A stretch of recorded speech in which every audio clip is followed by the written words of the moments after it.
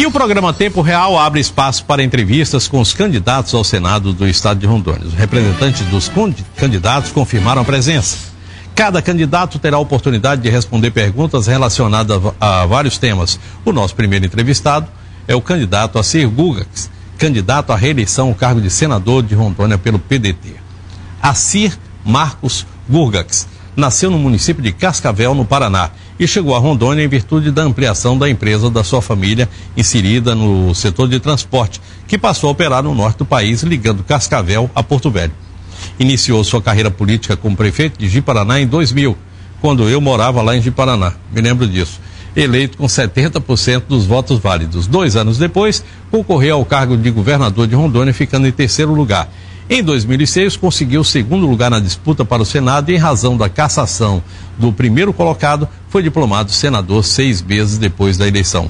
Roda a vinheta e eu recebo Assir Gugax para essa conversa de hoje à noite. Cafezinho de prosa. Oferecimento Supermercado Gonçalves. Barato todo dia.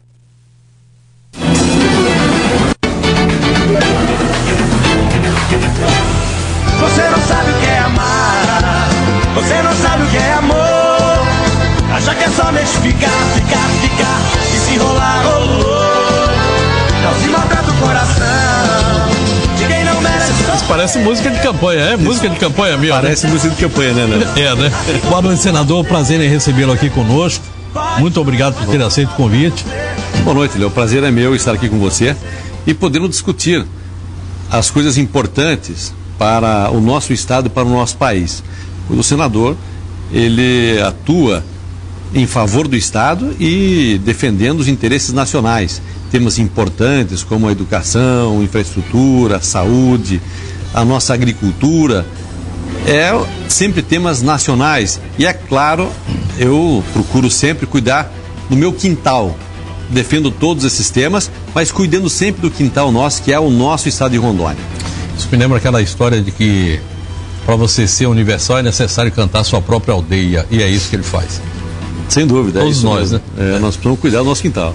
Vamos lá então, nós vamos agora, estamos ao vivo para 85% do estado e vamos lá a primeira pergunta. Vamos lá. Quais as principais bandeiras de luta que o senhor, caso eleito, irá levantar e defender no Senado? Muito bem, Léo, eu vou continuar trabalhando, defendendo a agricultura para o nosso país e para o nosso estado de Rondônia. A agricultura é a base da economia brasileira. Se não é a agricultura através da agricultura familiar, a média agricultura, o agronegócio, tudo é importante. Se não fosse todo esse trabalho, com certeza o saldo da balança comercial brasileira seria negativo. E no nosso estado de Rondônia, a agricultura é fundamental para o crescimento e para o desenvolvimento do nosso estado. Eu trabalhei muito forte na agricultura nos últimos anos, vou continuar trabalhando. Tive o prazer de ser presidente da Comissão de Agricultura, hoje sou vice-presidente, pois não pode no Senado se reeleger a uma comissão. Quero continuar trabalhando na agricultura e também defender a questão da educação, que é um dos temas importantes nacionais e defendido pelo nosso partido. Eu defendo e estou trabalhando forte em Brasília para que nós tenhamos, num futuro muito breve, todas as escolas em tempo integral. Conseguimos trazer já 2 escolas para Rondônia, uma no Costa e Silva aqui em Porto Velho e outra no Jorge Teixeira de Paraná, que estarão prontas este ano, cada uma para 400 alunos. Eu entendo que esse investimento tem que ser feito para os nossos jovens e as nossas crianças. Mais maternidades para todos os municípios e creches, para que nós possamos ter toda a cadeia, desde o nascimento na maternidade até, passando pela creche, chegando até a escola de ensino integral, é um dos temas que nós vamos continuar trabalhando e trazendo para Rondônia. Claro, esses são temas que nós defendemos a nível nacional. Mas nós, como disse, nós vamos sempre estar cuidando do nosso jardim e do nosso quintal também. Nós conseguimos aprovar, Léo, no ano passado, um projeto de lei que é da maior importância. Ou seja, os royalties de petróleo, a partir dos contratos firmados a partir de novembro de 2012, que todo esse dinheiro levantado para o governo federal deve ser aplicado 75% para a educação e 25% para a saúde. Esta é uma proposta do PDT, é uma proposta partidária que foi defendida pelos pedetistas na Câmara, nós aprovamos, e nós defendemos no Senado, eu como líder do PDT no Senado, defendemos esse projeto, conseguimos aprovar no Senado e a presidenta Dilma sancionou. Ou seja, nos próximos anos nós vamos ter dinheiro e é daí que nós queremos tirar o dinheiro para investir nas escolas em tempo integral, nas creches também e também nas maternidades. Ou seja, nós estamos falando o que vamos fazer e de onde vamos tirar o dinheiro. Então, o Plano Nacional de Educação também. Nós hoje investimos 5% do Produto Interno Bruto para a educação. Nós aprovamos esse ano que de 5% vamos passar para 10% o investimento do PIB para a educação no país, sendo 1% ao ano para que não haja um impacto muito forte na economia brasileira. Mas investir na educação é a solução para o nosso Brasil. O Brasil produz muito, o Brasil está com as suas contas equilibradas, nós temos já um saldo grande hoje nos cofres da União. Antigamente nós devíamos ao FMI, hoje não devemos mais. O que falta para o Brasil? Falta investimento na educação. E é através desses recursos que nós vamos conseguir melhorar o salário dos nossos professores, melhorar a capacitação dos nossos professores também e conseguirmos fazer com que todo aluno possa aprender de uma maneira igual. Ou seja, quem estuda aqui em Porto Velho tem que aprender igual a quem estuda em Cabixi, igual quem estuda em São Paulo, capital, quem estuda em Fortaleza, no Ceará. É a federalização do ensino. Nós precisamos formar os nossos jovens brasileiros todos iguais. Nós estamos defendendo essas teses, nós estamos defendendo esse trabalho, são propostas consistentes, são propostas não apenas minha, mas também do PDT, e eu entendo que assim nós vamos melhorar o nosso país de uma vez por todas, porque o Brasil tem produção, nós temos um grande potencial de aumentar a produção e a exportação de alimentos, mas nós precisamos cuidar das nossas futuras gerações, e vamos cuidar através do ensino. O senhor acabou de falar aí, eu fiquei me lembrando aqui do senador Cristóvão Buarque, que é um grande defensor dessa bandeira, né? Me parece que o primeiro defensor.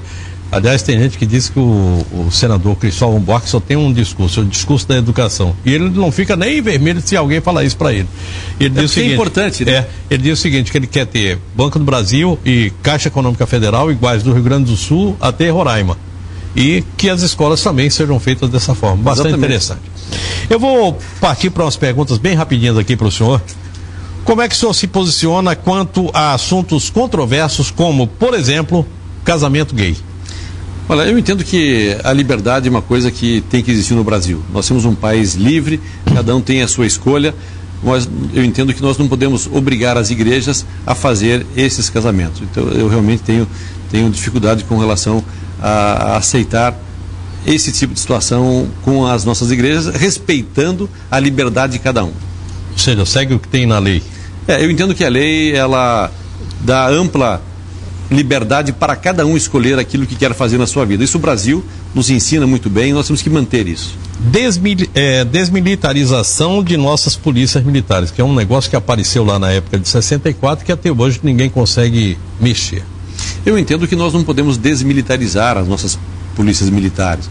Nós temos que manter as polícias firmes. As polícias são as guardiãs da segurança e assim tem que se manter.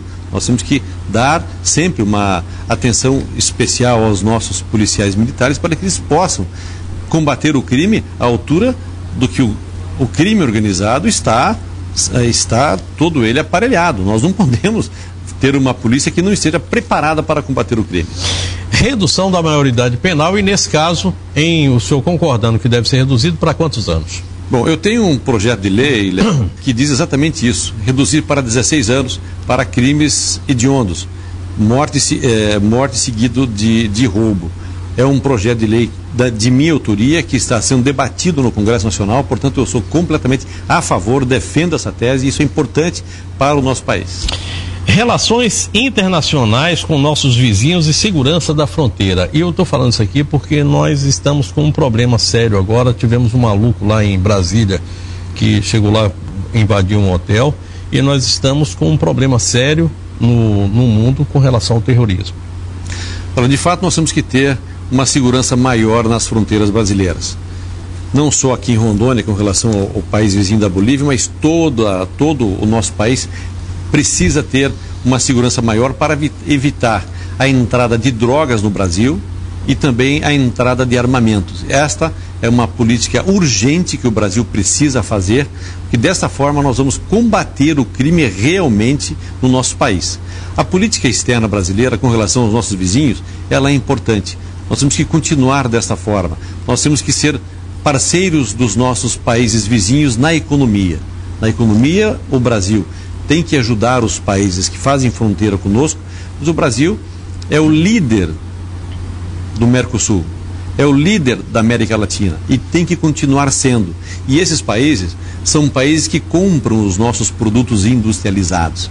Portanto, o Brasil deve fazer como faz, continuar fazendo como faz, separando um percentual muito pequeno daquilo que exporta, do lucro que tem para exportação, para investimento nesses países, sempre cobrando uma relação comercial para que esses países tenham uma certa obrigação de comprar os produtos industrializados no nosso país. Reciprocidade, né? Sem dúvida. Já que o senhor falou de Mercosul, fim, continuação ou uma revisão daquilo que é o Mercosul? Continuação do Mercosul.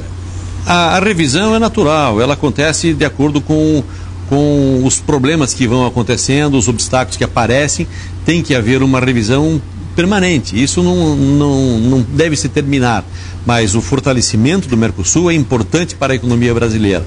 E volto a colocar a importância que tem esses países que são consumidores. E assim como o Brasil importa tecnologia de países de primeiro mundo, como os Estados Unidos, como da China e também da Europa, nós exportamos produtos industrializados do Brasil para esses países, principalmente alimentos, automóveis também. Então o relacionamento com esses países vizinhos, através do Mercosul, é importante para o Brasil. O que nós precisamos? É ter uma informatização maior com relação às alfândegas entre os nossos países. Você anda na Europa, você cruza a Europa toda, você não tem que parar em nenhum posto de fiscalização e você não vê nenhum caminhão também parado, esperando para carimbar nota. Isso é do tempo do EPA, não pode acontecer mais. E hoje nós temos internamente no Brasil, quando se passa em divisa dos estados, tem que se carimbar nota por questões de imposto e tudo mais. Imagina quando você sai do Brasil para a Argentina, Brasil para o Paraguai, Brasil para a Bolívia, para a Venezuela, uma burocracia enorme. Nós temos que eliminar essa burocracia. Primeiro eliminar a burocracia interna e depois também diminuir essa burocracia externa. Quanto menos burocracia e mais controle, combatendo a droga, combatendo a entrada de armas, isso sim é importante. Mas não criando burocracias para que o Brasil possa exportar o nosso produto acabado. Esta é uma questão que nós precisamos resolver no Brasil. O senhor faz parte do Parlasul, não, né? Eu sou suplente do Parlasul. Do Parlasul. Sou suplente, não tive oportunidade de ir em nenhuma reunião ainda. Já fui convidado para ir em 2 reuniões, mas não tive oportunidade, até porque nós começamos a campanha eleitoral e eu não tive oportunidade de estar no Parlasul. Mas, continuando, nós estaremos lá no Parlasul, porque eu entendo que é importante nós levarmos ao Parlasul aquilo que nós defendemos no nosso estado de Rondônia. Nós queremos continuar produzindo na Amazônia e Rondônia é um estado produtor, é um estado essencialmente agrícola, vamos continuar produzindo e agora nós temos que dar o segundo passo, que não só produzir alimentos, mas industrializar também. Este é o segundo passo que nós já estamos trabalhando através de associações e cooperativas. Aquilo que aconteceu no Paraná, Léo, aconteceu no Rio Grande do Sul, Santa Catarina, Minas Gerais, São Paulo, onde as cooperativas começaram pequenininhas, com meia dúzia, 10 pessoas, 20 pessoas, está acontecendo no estado de Rondônia. Com uma grande diferença, com o incentivo do governo federal, com o incentivo do governo do estado, eu, através da Comissão de Agricultura do Senado, chamei sempre o MDA a participar de audiências públicas, não só no Senado, mas também em várias cidades de Rondônia e em outros estados também, dizendo que o MDA não pode ficar distante dos nossos agricultores.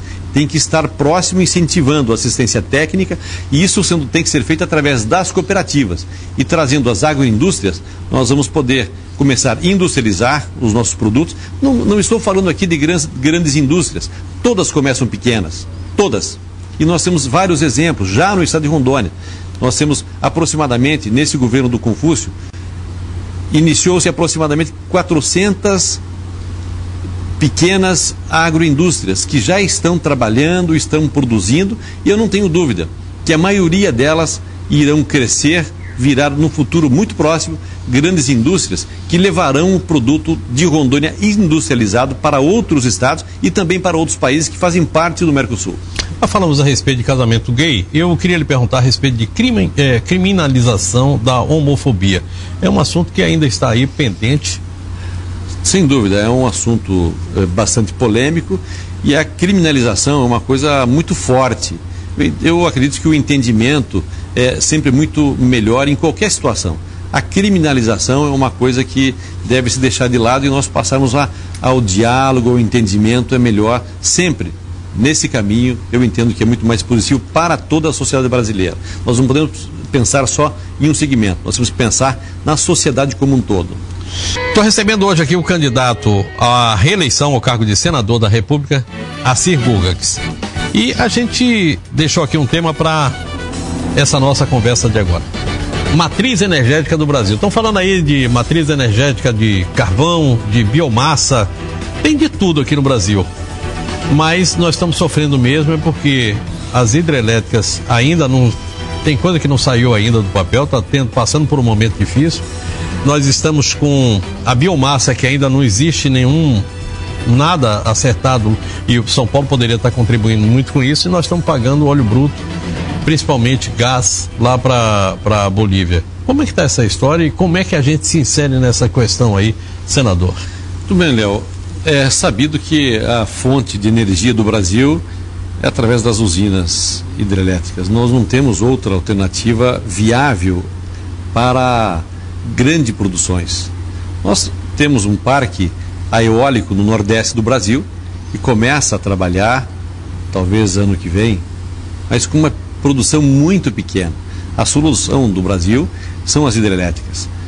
Nós temos uma grande expectativa para o estado de Rondônia, Jirau e Santo Antônio, a começar essa produção de energia, e nós tivemos a grata satisfação de ouvir da presidenta Dilma que primeiro vamos gerar energia para Porto Velho e o Acre, e o excedente vai para os outros estados.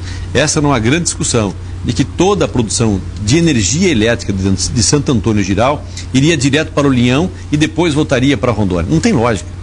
Nós temos que ter primeiro o abastecimento de energia elétrica no estado de Rondônia, para depois o excedente para outros estados. Isso nos dá uma garantia. O que nós mais cobramos da presidência é o barateamento do custo da energia elétrica para a população do nosso estado de Rondônia, principalmente a população de Porto Velho. Nós temos uma das energias mais caras do Brasil. Isso é possível, aqui em Rondônia, senador? aqui em Porto Velho. Eu não tenho dúvida que isso vai acontecer, Léo. Não justificaria nós termos uma hidrelétrica aqui dentro da cidade. Eu não vou dizer ao lado, não, é dentro da nossa capital. Nós temos uma usina de hidrelétrica. E nós não termos o benefício, porque o benefício, é claro que tem o pagamento de royalties, o uso da água, etc. Mas nós queremos que a população toda receba o benefício de ter uma hidrelétrica aqui no estado. E qual é a maneira mais prática e objetiva? É que nós possamos diminuir o que a população paga de energia, melhorar a qualidade e diminuir o preço. Esse é o grande objetivo. E a fonte de energética brasileira é através das hidrelétricas. Eu não vejo outro caminho. Outro caminho seriam as usinas nucleares, que já estão sendo desativadas na Europa, desativadas no Japão. Nós não queremos ver no Brasil as usinas nucleares sendo instaladas. Não é o caminho. O Brasil precisa de produção de mais energia.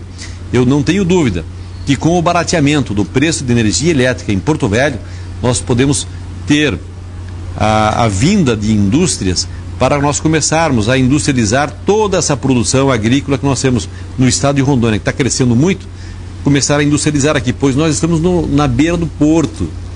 A hidrovia do Madeira é uma realidade. Nós exportamos pela hidrovia do Madeira. O que falta para nós?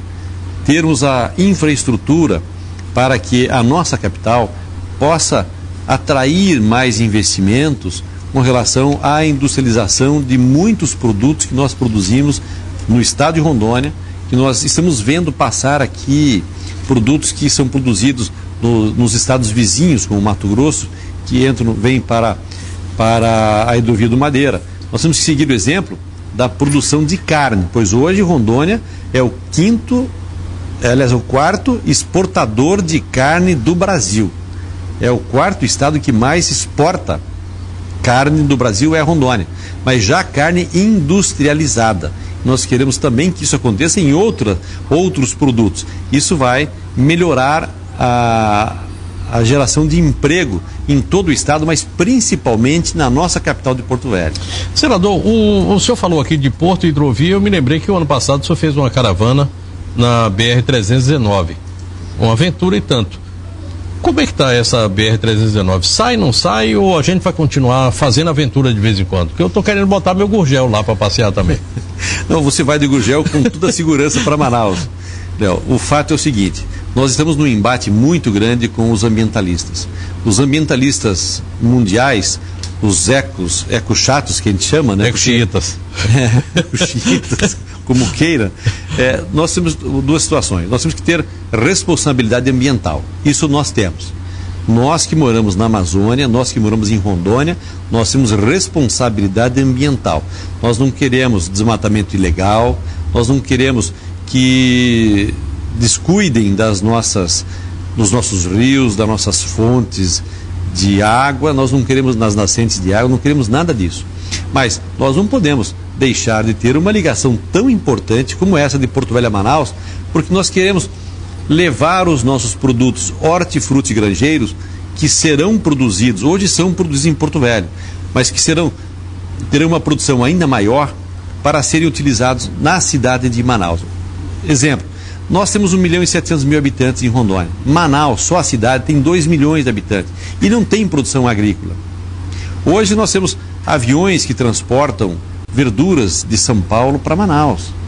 E eu quero que essa produção seja feita aqui, no entorno de Porto Velho, Candeias, Itapuã, Ariquemes, e nós possamos transportar por terra para Manaus. Um caminhão sai daqui à tarde, amanhece em Manaus tranquilo nos supermercados.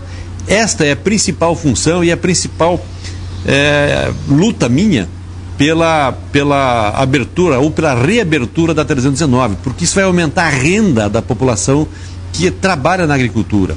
E é tudo que nós precisamos. Porque esse negócio de dizer, olha, nós precisamos manter o homem no campo, isso é importante, mas não se mantém o homem no campo com discurso. Se mantém o homem no campo melhorando a qualidade de vida, fazendo com que ele tenha uma receita melhor. E como é que se tem uma receita melhor como do campo? Fazendo com que ele traga mais renda para ele com a sua produção, industrialização e comércio também. Ou seja, nós fizemos aquela expedição oficial, depois fizemos uma audiência pública lá em Brasília, no Senado Federal. Eu convoquei o IBAMA, o ICMBio e o DENIT, porque um empurrava para o outro que não saía a estrada. E ali ficou acertado o seguinte, que para a manutenção não precisava de autorização nem do IBAMA nem do ICMBio. Aquilo foi oficial, então o general Frasch, que era o diretor-geral do DENIT, iniciou o processo licitatório para a manutenção da BR-319. A licitação aconteceu, as empresas já ganharam a ordem de serviço, já estão no trecho trabalhando nesse momento. Uma empresa que vem de Manaus para cá, outra empresa que vai de Humaitá para Manaus, vão se encontrar no caminho, estão fazendo as obras de arte nesse momento e nós teremos ano que vem, com toda a certeza, essa estrada reaberta. E nós vamos poder ir com o seu Gurgel para Manaus e nós poderemos ter, com certeza, os nossos agricultores de Porto Velho podendo vender o seu produto lá nos supermercados de Manaus, que é o maior objetivo nosso, que é a grande conquista de Rondônia, além do turismo, que nós vamos fazer essa ligação. O mundo quer conhecer a Amazônia, Léo. O mundo quer conhecer a Amazônia, mas não por avião. E nem por uma região que está toda ela já transformada, porque é proibido falar em desmatamento, né? É transformado em área florestal para a área de produção agrícola. E nós vamos ter, de Porto Velho a Manaus, área de reserva que nós vamos poder ver a floresta amazônica. E a população mundial vai poder estar conhecendo a Amazônia como ela verdadeiramente é, e nós vamos estar aqui em Porto Velho recebendo de braços abertos todos esses turistas que com certeza virão para Porto Velho. 319 ano que vem, mais ou menos quando? Meio do ano, final do ano? Ao final da seca do ano que vem nós vamos ter o tráfego normal entre Porto Velho e Manaus, não com asfalto, com cascalhamento. E ano que vem nós teremos a licitação para o asfaltamento da BR-319, como nós temos a BR-364 e todas as BRs brasileiras. Reforma trabalhista. O senhor, além de senador, vem do ramo empresarial. Sua família tem empresas e o senhor sabe que um dos grandes problemas que o Brasil tem, e eu estou falando como empregado também, porque o empregado, se ele recebesse mais sem onerar a folha de pagamento, seria melhor. O meu FGTS na minha mão é melhor do que na mão do governo. E eu queria saber do senhor o que é que o senhor pretende fazer, qual é a sua atitude, a sua ação dentro do Senado para resolver esse problema, uma revisão trabalhista. O senhor acha que é possível, que não é possível, que não deve se mexer, ou que é possível se mexer e deve? Eu entendo que a mudança tem que ser gradativa e lenta. Toda mudança que ela tem um impacto muito forte, ela não consegue ser aprovada no Congresso Nacional. Não acontece. Ou quando é aprovado no Congresso, é vetado pela presidência. Então, o que é importante? Nós assegurarmos os direitos que foi conquistado pelos trabalhadores ao longo dos anos. Nós temos que permanecer nesse patamar, não podemos deixar que nenhum direito que os trabalhadores conseguiram ao longo dos anos possam ser afetados. Agora, o que nós temos que fazer? É diminuir aquilo que chamamos de custo Brasil. Diminuir o imposto que se paga pelo trabalhador que trabalha. Este é o grande desafio. E qual é o maior desafio, Léo? Quando você vai fazer uma discussão dessa natureza, eu nunca vi uma discussão dessa natureza que diminuísse o imposto. Essa reforma tributária que todo mundo fala e todo mundo quer, toda vez que se fala, aumenta um dígito no imposto. Não dá para aceitar. Nós queremos um debate para a redução do imposto, não para aumento do imposto. E quando se fala em diminuição do imposto, de quem nós vamos tirar a arrecadação dos municípios? Os prefeitos já não aguentam mais. Já estão trabalhando no vermelho. Tem prefeituras que não conseguem pagar a folha de pagamento em dia, não conseguem executar a lei de responsabilidade fiscal. Então vamos tirar dos estados. Olha, os estados não podem perder receita. Tá, então vamos tirar da União. Não, a União também não pode perder receita. Nós ficamos nessa gangorra. Nós tivemos alguns ajustes com relação ao imposto trabalhista. Em alguns segmentos mudou-se para percentuais da receita de alguns setores. Isto diminuiu a carga tributária com relação aos colaboradores. Esta é uma reforma que ela não pode parar e não pode ser muito forte, porque toda a reforma que causa um impacto muito grande na receita de qualquer segmento, municipal, estadual, federal, ela não acontece. Tem que ser reformas gradativas e sem paralisar, mas nunca, em nenhum momento, diminuir aquilo que o trabalhador conseguiu conquistar até hoje. Ou seja, não pode dar uma freada de arrumação no ônibus, né? Tem que ir parando devagarzinho. Tem que ir devagarzinho, o país é muito grande. Quando você arruma uma coisa numa ponta, estoura na outra, e nós não podemos. Nós temos que pensar no Brasil como um todo. E nós, na Amazônia, nós sempre somos os patinhos feios da história. Então nós não podemos deixar que nada afete aos nossos trabalhadores e principalmente os trabalhadores da Amazônia. Eu queria lhe fazer duas perguntas aqui, bem rapidinho. 40 horas semanais, uma briga que tem aí há mais de 20 anos no Congresso, ninguém sabe para onde vai isso aí. Isso ajuda ou atrapalha? O senhor é a favor ou contra? E depois, fator previdenciário, de novo aquela história de que é preciso mexer e as esquerdas querem que seja mexido e isso vai impactar de novo a folha de pagamento. Qual é a sua opinião a respeito dos dois fatos? Olha, é importante que se coloque, quando você pensa em diminuir de 44 horas para 40 horas, seria, e é importante, que se coloque para a população consumidora que isso vai impactar no aumento de custo de todos os produtos brasileiros. Vai impactar no aumento do custo da exportação do produto brasileiro também. E nós não queremos isso. Nós queremos diminuir o custo de produção do Brasil. Se nós diminuirmos a carga horária, nós vamos estar aumentando o custo do Brasil. E nós estaríamos indo contra a tudo aquilo que nós estamos pregando. Olha o que acontece na Europa hoje. É desemprego, é países quebrando. Por quê? É só direitos e deveres, quase nada. Nós temos que sempre estar equilibrando. Nós temos que trabalhar, garantir os direitos dos trabalhadores, fazer com que os brasileiros tenham uma receita à altura de ter uma boa qualidade de vida, mas que não comprometa o custo do Brasil, que não comprometa o produto brasileiro, para que nós possamos aumentar a produção de produtos industrializados. Não adianta nós continuarmos apenas exportando commodity, nós precisamos exportar produto industrializado para melhorar a economia do brasileiro. Nós temos renda melhor para os nossos brasileiros, principalmente nossos de Rondônia. Fator senador Paim previdenciário, o senhor muda ou não muda? Acha que tem espaço ou não? Eu entendo que não, é uma discussão que tem que continuar acontecendo, mas é uma mudança que também vai trazer custo para o nosso país, e tudo que traz custo para o Brasil gera inflação e gera um aumento de preço do feijão, do arroz, da carne, da gasolina. Isto não é uma coisa que interessa a nenhum de nós brasileiros. Senador Paim, souber que eu falei isso aqui, vai ficar bravo comigo. Reforma política passando pelo fim da reeleição e adoção de eleições gerais. Como é que o senhor se posiciona quanto às cláusulas de barreira para evitar a proliferação desenfreada de partidos políticos, o fim das coligações? Afinal, não dá para a gente ter a cada 2 anos eleição no país. O custo é alto, o país é complicado. Onde e o que é que se pode fazer em termos de reforma trabalhista?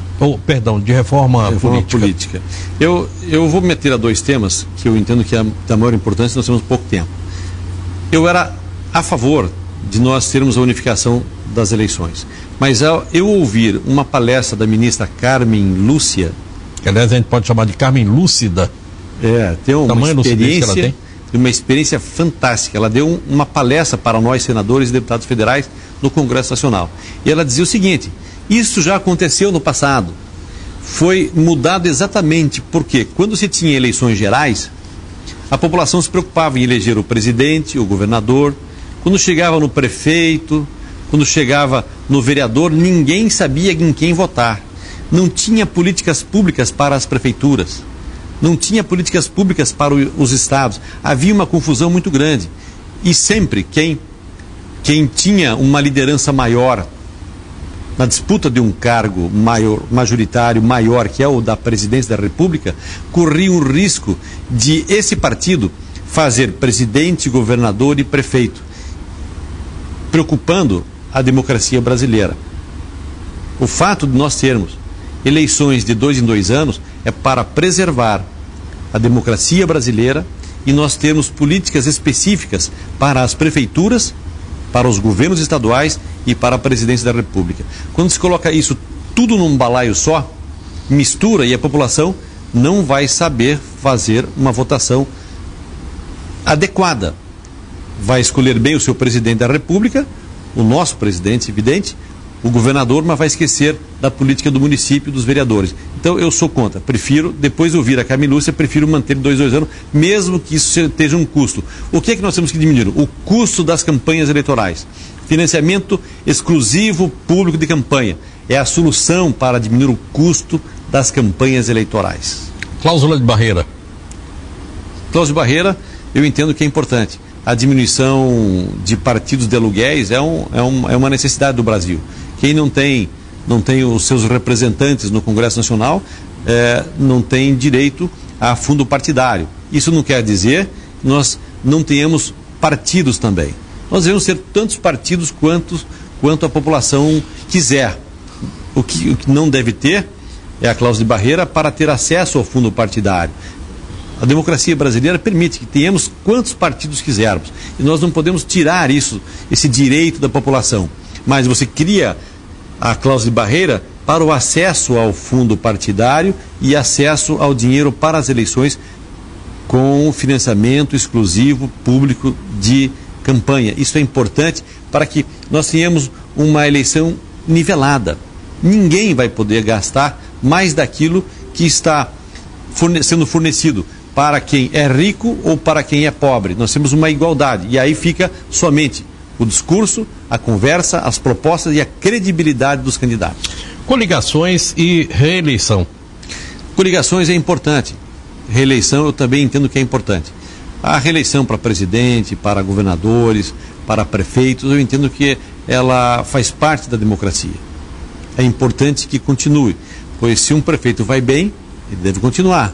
Se vai mal, a população vai saber tirá-lo. O que nós precisamos? É diminuir a influência do poder aquisitivo nas eleições.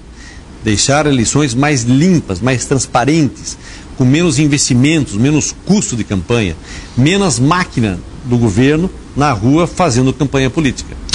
Então vamos rebater essa conversa nossa aqui. Nossa legislação hoje engessa as administrações. Aquela lei 8666, a famosa lei das licitações, já não cumpre mais seu papel. Eu acho que a lei de responsabilidade fiscal também está sendo burlada o tempo todo, na hora que você consegue um financiamento que não passa dentro do Estado ou dentro do país, ela está burlando também. Isso acaba aumentando a corrupção, o direcionamento de compras, enfim, é toda aquela coisa que a gente ouve falar aí, que a população chama de a corrupção política, ocorre a partir dessas coisas. O que pode ser feito? Essa lei 8666 está na hora de ser mudada? Não precisa ser mudada? Qual é a sua opinião a respeito disso? Ela precisa ser mudada urgentemente, Léo.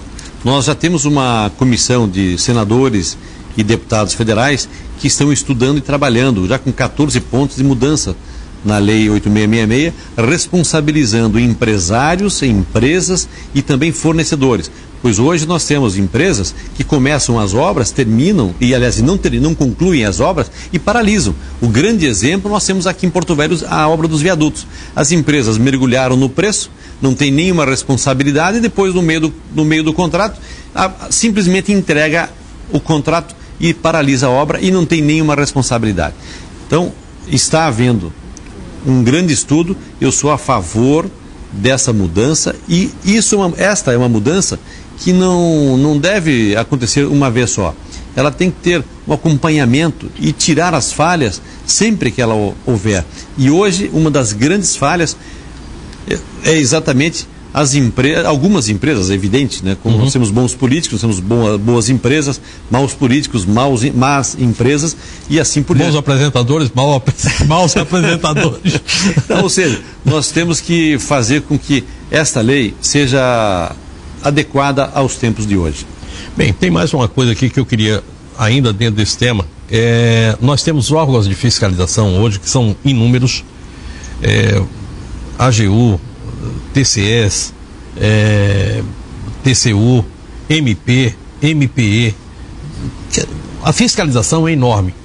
Ocorre que essa fiscalização que pode ser feita, essa é uma história que nasce lá com o Rui Barbosa, que podia ser feita a priori, durante e a posteriori.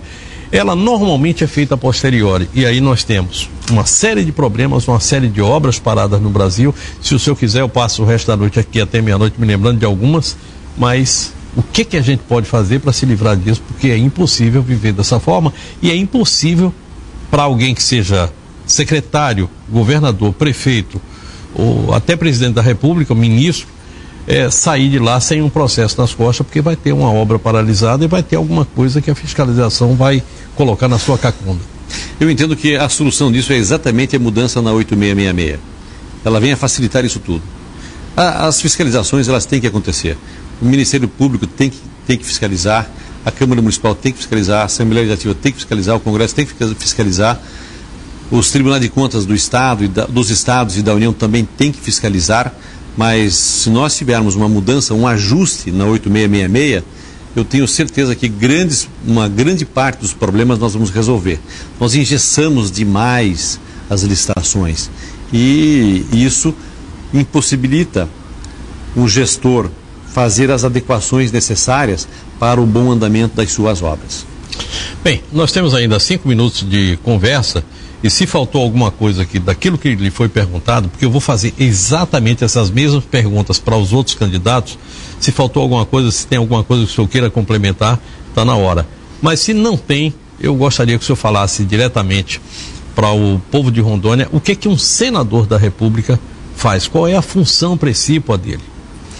Muito bem, nós teríamos muitas outras coisas para falar, Léo. Com certeza. Com certeza nós temos as audiências públicas que nós fizemos em todo o nosso estado de Rondônia, em todo o nosso país, levando, mostrando Rondônia, apresentando Rondônia ao povo brasileiro. Isso foi uma marca que nós fizemos em Brasília. Eu, ao chegar no Senado Federal, quis fazer algo diferente e fizemos, aonde durante 3 anos nós fizemos audiências públicas todas as sextas-feiras à tarde no Congresso Nacional. Todas elas com transmissão ao vivo pela TV Senado, pela Rádio Senado, debatendo os temas importantes da agricultura brasileira, é claro, sempre puxando a brasa para a nossa sardinha, defendendo os interesses do nosso quintal, do nosso jardim. Esse foi um tema da maior importância. A partir dessas audiências públicas, nós conseguimos hoje já visualizar o quanto cresceu a produção de carne, a produção de grãos, a produção da bacia leiteira, a produção de pescado no nosso estado, o investimento do governo federal através do Ministério do Desenvolvimento Agrário, Ministério da Pesca, Ministério dos Transportes, todos eles foram sempre convocados. A regularização fundiária, o título da terra que algumas pessoas já receberam e vão continuar recebendo através desse trabalho que nós fizemos e queremos continuar trabalhando. Então a função do senador é fiscalizar as leis, fazer com que as leis sejam votadas, analisadas, fiscalizar as obras do Executivo e todas as aplicações que faz o Executivo através da Presidência da República, dos ministérios, votar as nossas autoridades e também trazer as emendas necessárias para o nosso Estado. Nós temos sempre aquilo que é de obrigação, 15 milhões por cada parlamentar, mas eu procuro sempre trazer muito mais. Nesses 5 anos que eu estou em Brasília, que completarão agora, dia 9 de novembro de 2014, eu trouxe, Léo, mais ou menos, aproximadamente, mais de 500 milhões de reais para o estado de Rondônia em obras, através de prefeituras, governo do estado e também do governo federal. Obras importantes. E nós queremos continuar esse trabalho. E é assim que nós queremos trabalhar em Brasília representando o nosso estado de Rondônia. Lembrando sempre que quando a gente usa a tribuna do governo federal, lá em Brasília, a tribuna do Senado Federal, nós não estamos usando a tribuna como pessoa física, e sim como representante do estado de Rondônia. Nós temos que ter um cuidado muito grande para usarmos a tribuna. Nós estamos lá representando o nosso estado. Não é o Assir que está falando ali, é o estado de Rondônia que está se pronunciando. Por isso eu tenho um cuidado muito grande, Léo, ao fazer os meus pronunciamentos. Eu escrevo, peço para alguém corrigir, faço questão de ler a maioria, porque nós estamos ali falando em nome do estado de Rondônia. Então são várias ações que o senador faz, mas trazer o desenvolvimento, fazer o planejamento estratégico do estado é muito importante. Nós votamos sempre, todo ano, o Orçamento Geral da União, e eu tive sempre condições de participar dessas votações e sermos relatores, e por 2 vezes, relatorias importantes do Orçamento Geral da União. Está na hora do senhor entrar ali em 10 segundos, naquela câmera. 10 segundos, porque a gente já estourou o tempo, o senhor fazer o seu pedido de voto para o telespectador. Eu quero agradecer inicialmente a população toda do meu estado de Rondônia, principalmente as pessoas em Porto Velho. As pessoas em Porto Velho têm nos recebido muito bem, com muito carinho, com muita atenção. As pessoas param na rua de carro para conversar, de moto, de bicicleta. Então esse carinho contagia a gente. É uma energização muito forte. E eu quero e vou trabalhar muito pela nossa capital. Não vou deixar de trabalhar em nenhum momento por todos os municípios do nosso estado, mas vou trabalhar muito pelo nosso estado de Rondônia. Quero hoje pedir o seu voto, pedir o seu apoio, para que a gente possa continuar em Brasília. O seu, do seu vizinho, dos seus familiares, dos seus amigos. Venha junto conosco. a CIR 123, para que a gente possa trazer o crescimento e o desenvolvimento do nosso estado de Rondônia. Uma atenção especial pela nossa capital, que fará 100 anos daqui 2 dias. Meus parabéns a todos os porto-velhenses pelo grande trabalho que fazem pela nossa capital, e vamos juntos fazer com que a nossa capital seja o orgulho de todo cidadão rondoniense. Esses 10 segundos cabiam em 2 ônibus da Eucatu, eu acredito. Eu acho que não dava para ficar num só. Obrigado, senador, foi um prazer tê-lo aqui conosco. Eu que agradeço, Léo, a oportunidade, e um abraço a todos.